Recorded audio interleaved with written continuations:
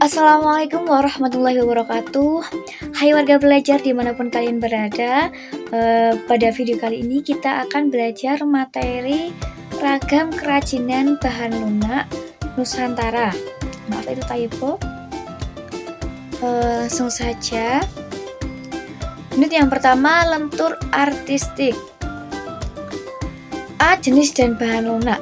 Berbagai kerajinan Nusantara banyak yang menggunakan bahan dasar lunak.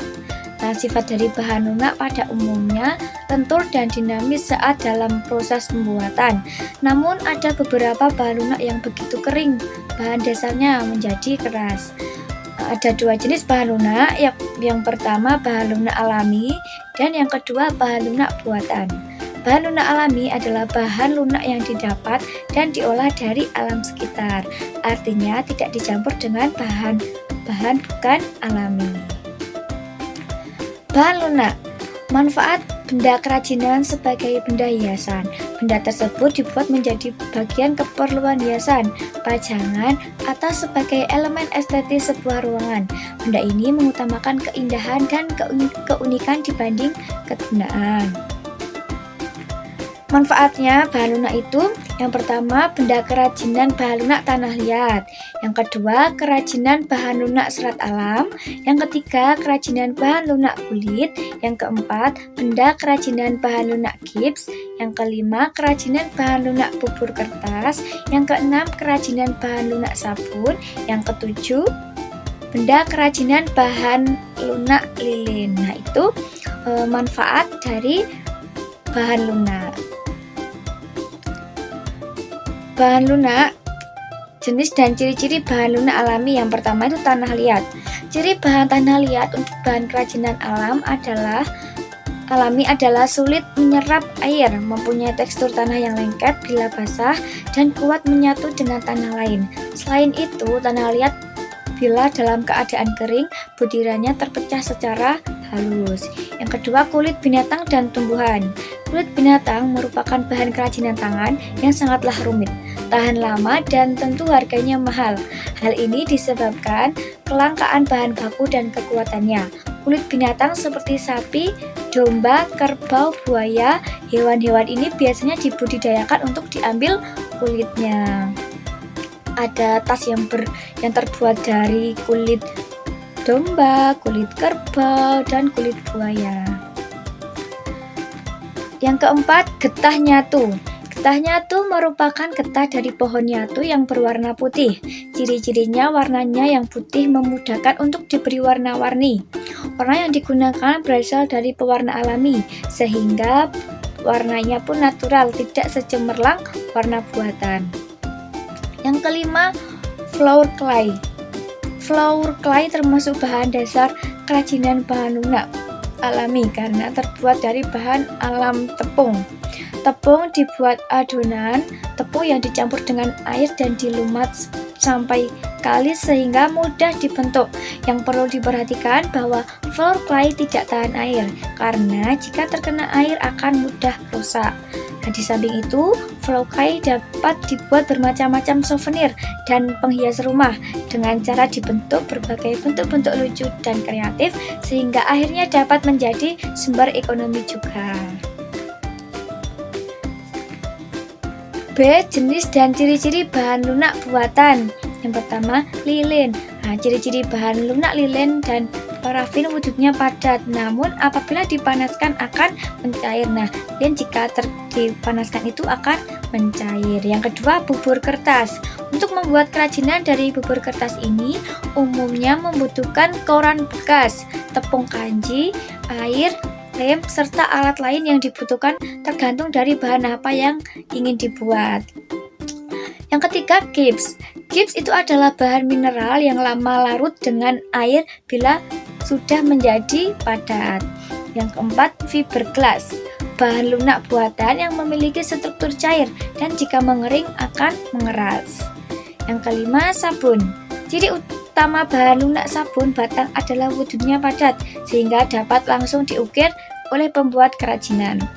Selanjutnya, polimer clay dan plastisin. Nah, memiliki ciri-ciri yang hampir sama, yakni memiliki aneka warna yang cerah, teksturnya padat dan lunak.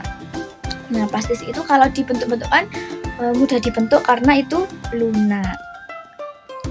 Bahan dasar kerajinan bahan lunak. A. Cara pengolahan bahan baku alam menjadi bahan baku dasar. Yang pertama, pengolahan tanah liat. Nah, proses pengolahan ada dua cara, yaitu dengan teknik basah dan teknik kering. Teknik basah yakni dengan mencampurkan material kulit, padi, dan pasir pada tumpukan tanah yang basah. Kemudian diaduk dengan tangan hingga lentur. Sedangkan teknik kering bisa dilakukan dengan penumbukan, penyaringan, penimbangan, pencampuran, pengulian, dan penyimpanan. 2. Pengolahan kulit binatang dan tumbuhan. Nah, pertama itu memotong-motong kulit hewan, kemudian mencuci kulit hewan dengan merentangkan secara merata. Yang ketiga, menjemur kulitnya itu hingga kering. Yang keempat, bahan kulit digosok dengan menggunakan pisau penyayat untuk menghilangkan bulu dan kotoran. Nah, setelah dicuci, dikeringkan, terus digosok menggunakan pisau. Yang keempat, bahan kulit siap digunakan sebagai bahan baku. 3. Pengolahan getah nyatu. Pengolahan getah nyatu diawali dengan proses perebusan. Perebusan yang pertama dilakukan dengan mencampur sedikit minyak tanah. Hal ini dilakukan untuk memisahkan batang pohon dengan bagian getah. Perebusan kedua, pemisahan getah nyatu dengan minyak tanah. Setelah getah pohon terkumpul, dilakukan perebusan terakhir untuk menambahkan warna pada getah tersebut. Sedangkan proses pewarnaan getah menggunakan bahan-bahan alami, yakni daun yang memiliki kekhasan warna tertentu. Nah, itu pengolahan getah nyatu. Yang keempat, pengolahan floor clay. Cara membuat bahan alami yakni pertama, siapkan wadah dan masukkan semua tepung dan lem putih. Yang kedua, beri benzoat dan minyak atau baby oil sedikit di pinggir wadah dan kemudian campur hingga menjadi adonan yang tidak lengket.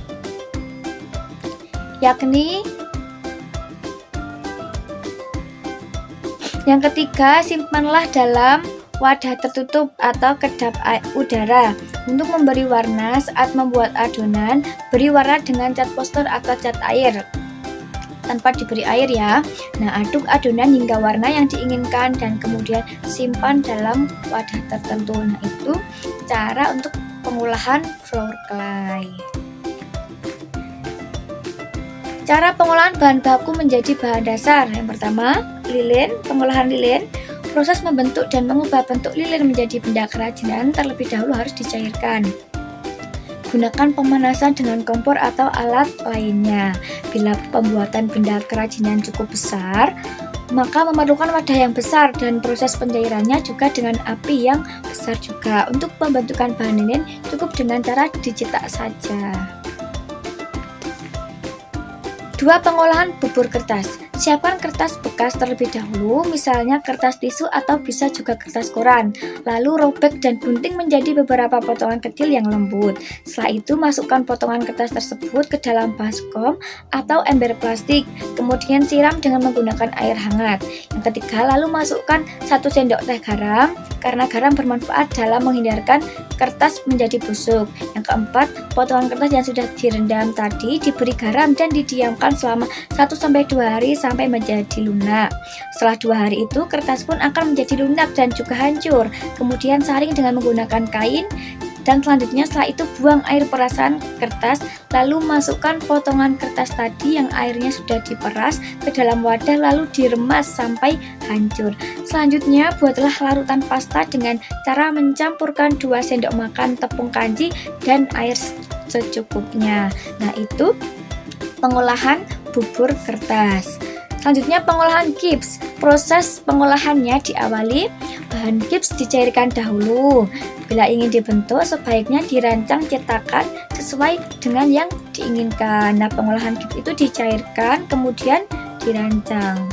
Yang keempat, pengolahan sabun batang. Sabun bisa diolah dengan dua cara, yaitu dengan mengukir sabun membentuk wujud binatang, buah dan flora dengan cara diukir. Cara yang kedua, pengolahan dengan cara membentuk sabun dari awal. Sabun diparut sampai menjadi bubuk, kemudian dicampur dengan sedikit air. Nah, setelah itu dibuat menyerupai adonan. Yang kelima, pengolahan polimer clay atau lempung polimer. Dalam membuat karya kerajinan polimer clay bisa dengan mencampur-campur berbagai merek polimer clay tersebut sehingga hasilnya bagus. Misalnya school clay 3 yang bersifat mudah dibentuk atau lunak dengan vimo atau keras namun lebih strong, tidak mudah pecah. Agar clay yang dibuat dari campuran tadi lebih kuat, tidak mudah pecah dan mudah diolah. Pemanggangannya dengan suhu sekitar 120 Celcius sampai 160 Celcius selama 10 menit. Nah, itu tergantung jenisnya ya, teman-teman. Jika masih lembek, dapat ditambah waktu pemanggangannya. Akan tetapi, jangan terlalu lama. Selain membuat aroma yang tidak enak, warnanya pun akan berubah jika terlalu lama. Nah, polimer yang sudah dipanggang hasilnya sangat kuat dan menarik. Ada yang menyerupai plastik, batu alam, dan metal. Nah, terima kasih. Sekian pembelajaran kita hari ini. Semoga bermanfaat. Wassalamualaikum warahmatullahi wabarakatuh.